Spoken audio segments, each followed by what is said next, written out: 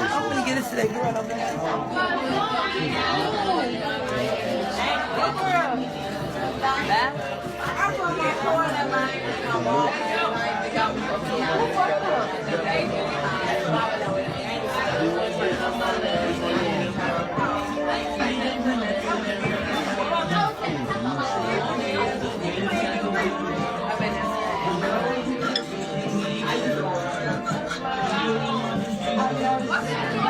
In September 2017, 19-year-old Jenkins went to a late-night party on the ninth floor of the Crown Plaza Chicago O'Hare Hotel in Rosemont, Illinois. Jenkins' family became worried when they lost contact with their daughter. Jenkins arrived at the party around 1 a.m. By 2:30 a.m., her family was telling hotel staff she was missing. Nearly 24 hours later, her body was found in the freezer of the hotel's large kitchen space. The cause of death was ruled an accident caused by hypothermia, according to the Cook County Medical Examiner's Office. The autopsy report said the freezer door could be opened from the inside and offered no explanation for why Jenkins was unable to get out. The family's legal team said they believe someone outside the freezer locked the door without knowing someone was inside, according to NPR. In 2018, Jenkins' mother filed a lawsuit against the hotel seeking $50 million. Kenneka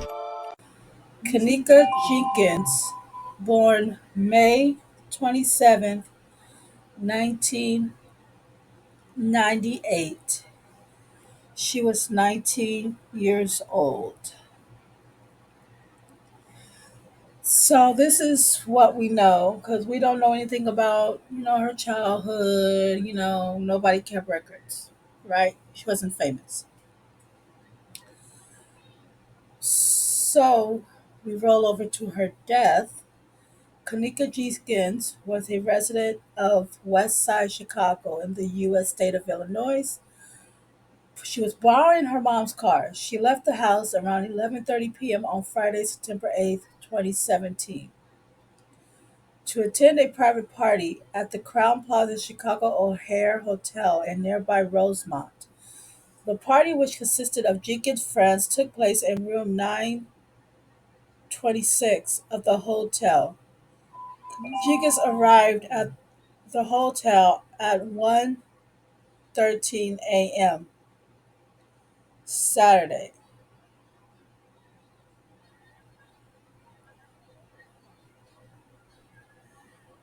I'm sorry, y'all. This okay. I think that detail is kind of sketchy because I'm like, she left her house at 11:30 p.m. on Friday, and then she arrived a whole 25, 26 hours later. I don't know about that. An acquaintance who was present with Jenkins at the party noticed that she was present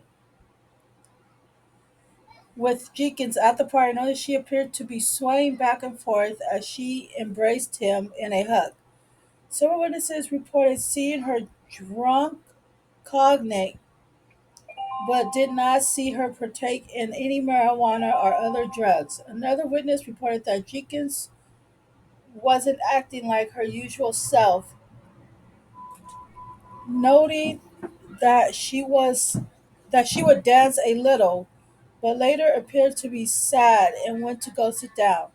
Her sister spoke with her over the phone for the last time at 1:30 a.m. Jenkins was briefly seen with others walking through one of the halls, and hotel camera footage later surfaced of her staggering, apparently intoxicated, near the front desk at 3:20 a.m. And 5 minutes later, she would be seen leaving an elevator on one of the lower floors. The final footage was captured Jenkins alive was timestamped 3:32 a.m. It showed her arriving at the kitchen when she rounded a corner towards the freezer. The freezer door itself was reportedly out of the camera's sight. About 1 hour later, Jenkins' friends called her mother, Teresa Martin, from her car. They told her that they could not find Jenkins and therefore left the party, albeit while in possession of Kenneka's mobile cell phone, Martin went to the hotel to assist in the search, arriving around 5:30 a.m. Saturday. Upon reaching the hotel management, she was told that they could not provide access to video footage from the night before until someone reported Jenkins missing to the police. At 7:14 a.m., Martin called the Rosemont Public Safety Department, who informed her that it would be prudent to wait a few more hours before reporting her daughter missing, as often the individual simply turns up on their own. At 12:46 p.m., Kanika's older sister, LaRon Harris, filed a missing persons report with the police, who officially reported Jenkins as missing to hotel management at 1:15 p.m.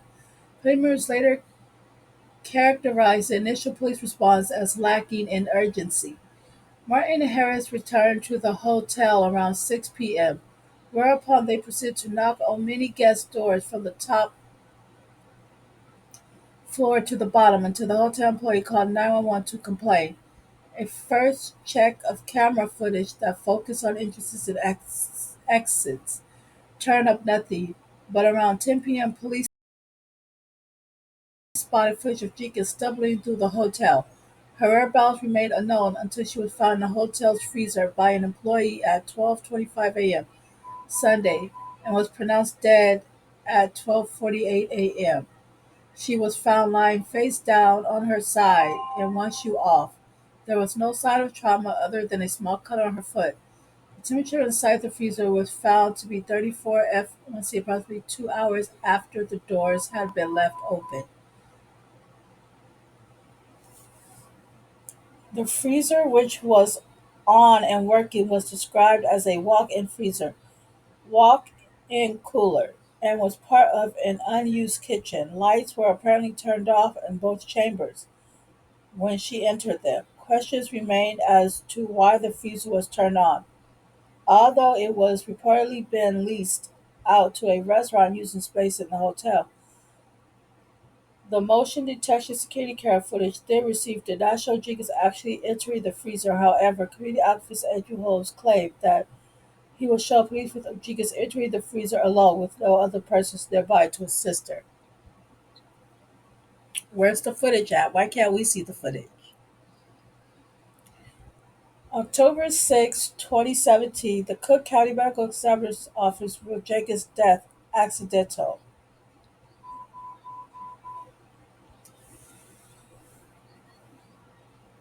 According to the police report, the credit card that was used to secure the hotel room was fraudulent and linked to Chicago area gang. Although rumors of foul play circulated about the case, officials asserted that none of the allegations were borne out by the evidence. However, Kanika's friend's stories remained inconsistent as to exactly what had happened after the party. After she went missing, one friend texted another about how Kanika was drunk and missing. They replied back, "Fine, Kanika, and I can't believe y'all lost her." They told Martin that Kanika had gone downstairs with some people, but they left her alone and to go retrieve a cell phone from one of the hotel rooms. In 2018, the family's attorney filed a $50 million lawsuit against the hotel and others. He displayed photos of a freezer door showing it had a lock button on the outside. It suggests someone may have inadvertently locked the freezer door. She was contracted by the security camera, which recorded no other footage since August 30th, nor any after Jenkins footage. The photos seem not to be the actual freezer door, which latched shut, but apparently no lacked a wide circular handle on the inside, which would have enabled a person to exit on their own.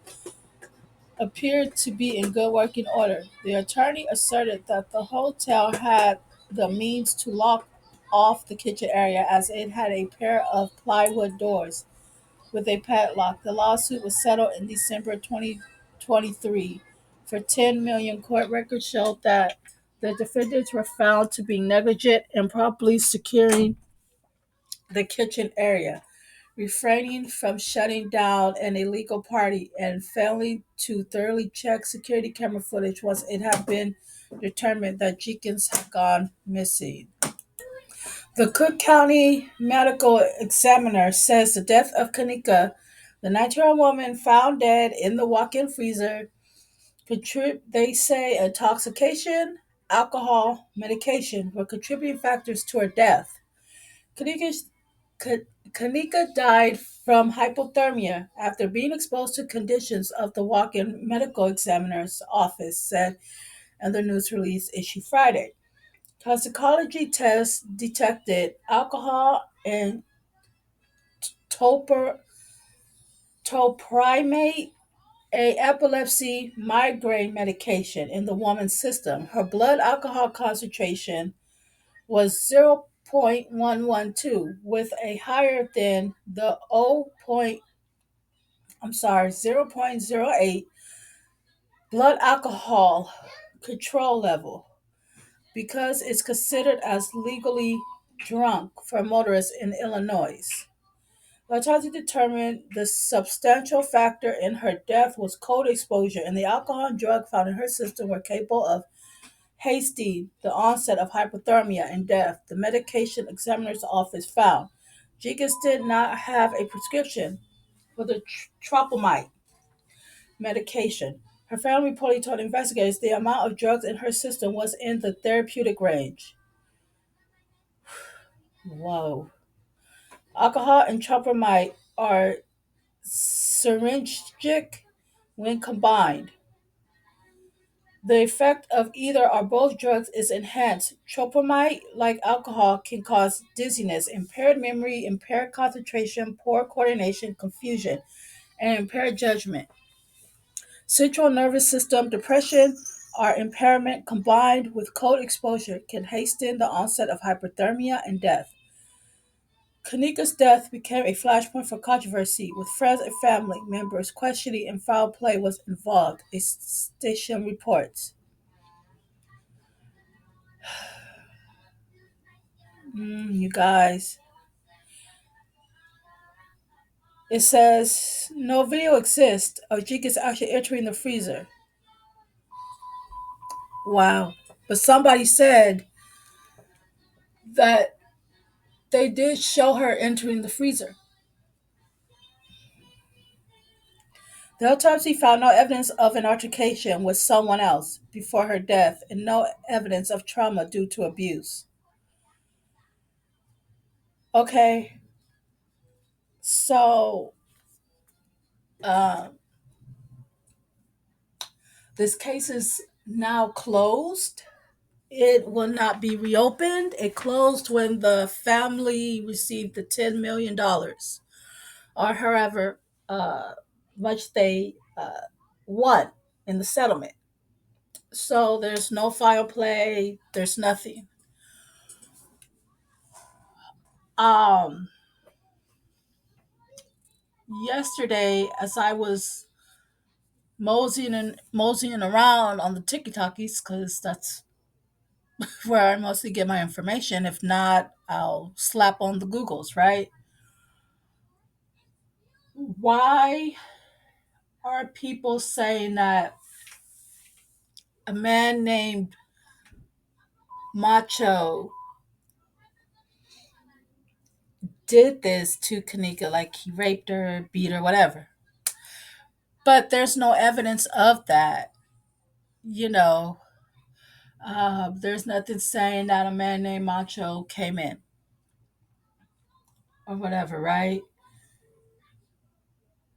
And not a lot, I didn't see a lot of people on it, but just a few videos that I have found on it.